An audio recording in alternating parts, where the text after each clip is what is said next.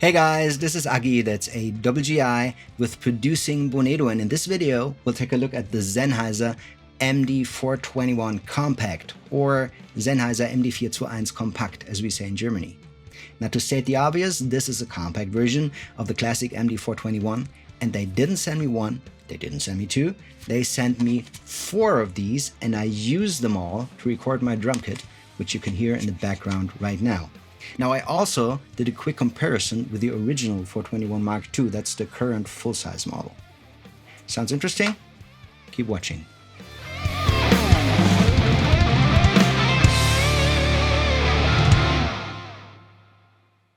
There have been several versions of the MD421 since it came out in 1960, and back then it was not only used in studios and at live shows, but also in broadcasting. So a lot of interviews were done through a 421, and a lot of politicians gave speeches through a 421. It's a large diaphragm dynamic mic, and like most dynamic mics, it can take a lot of SPL without distorting. That means you can record very loud stuff with it. A big part of the signature sound comes from very linear mids and a presence boost around 4 to 6 kHz, which makes things sound clear and upfront.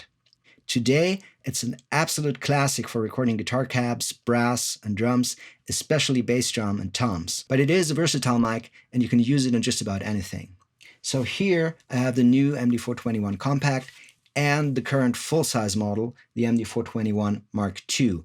This one has been around for over 25 years and is going to stay available. So the 421 Compact is not really replacing the Mark II, it's more of an addition to the lineup.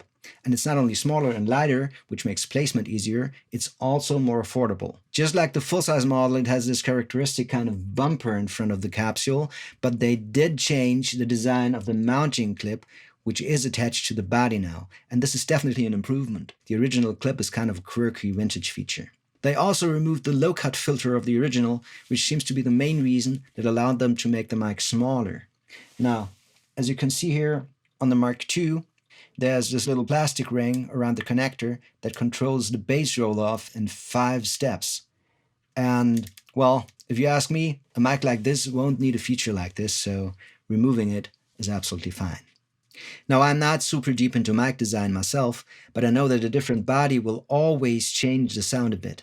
On the Sennheiser website, they say that they built a bass tube into the compact version, and I suppose that they did that to get sonically closer to the full-size 421. This is just an assumption.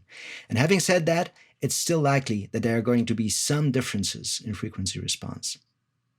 Well, so much about the mic itself. Now, let's take a look at the drums. This is a Sonor SQ2 Beach vintage drum set with 2 toms and a Gretsch bell brass snare. I used the 421 Compact as a close mic on kick, snare, rack tom, and on floor tom. There's also a version that comes bundled with a drum clamp, but they didn't send me these, so the clamps you see here are a little different. Apart from the 421s, I used a pair of Austrian Audio OC818 as overheads, and a pair of Audio-Technica AT4080 and a Bloomline pair as room mics. All 421s are running through a Universal Audio 4710D, while overheads and room mics are connected to a Manley Force. So, let's take a listen. I'll start with a raw recording, drums only, without any processing.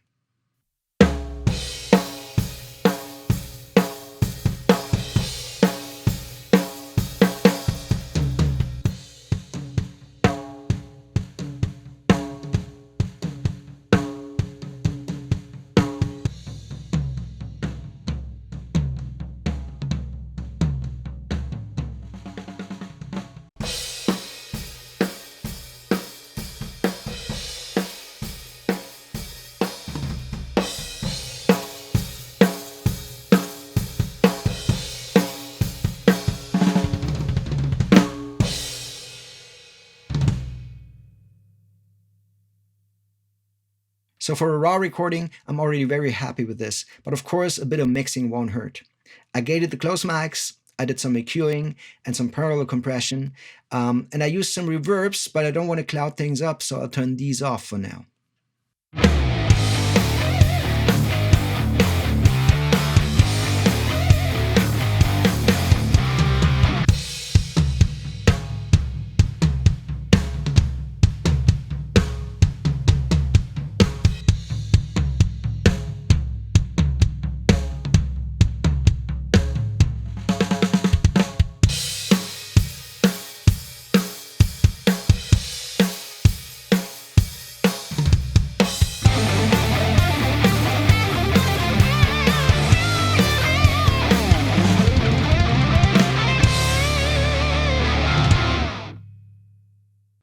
So this sounds all very cool to me. The 421 Compact even works on snare, although this is not one of the super classic roles for the mic.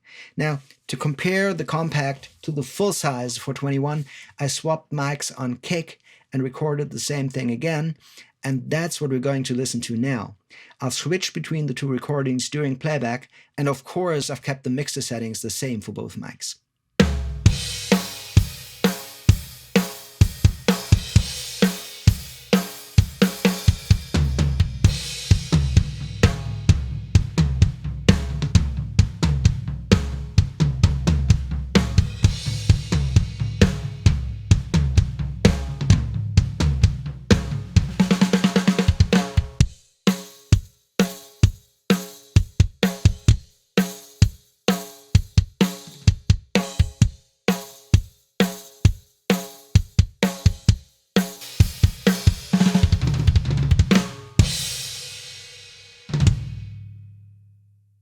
So did you hear the difference?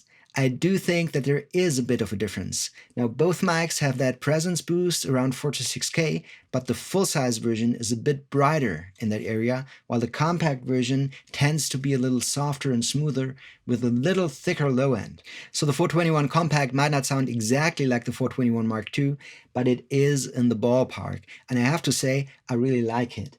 Now I never recorded with the vintage 421, but it would kind of make sense if these were sounding a bit darker and thicker too. But I don't know that. And in any case, it would be hard for me to decide which one of these recordings that I made with these two mics sounds better. So yes, I think the MD421 Compact is a great microphone for recording drums in the studio and probably also for live sound. So that's all I have. I hope you liked the video, and if so, feel free to like and subscribe. And I'll play the whole song now, but before that, I want to send out a big thank you to Heiko Heinz from Guitar Bonedo, who sent me the guitars. See ya.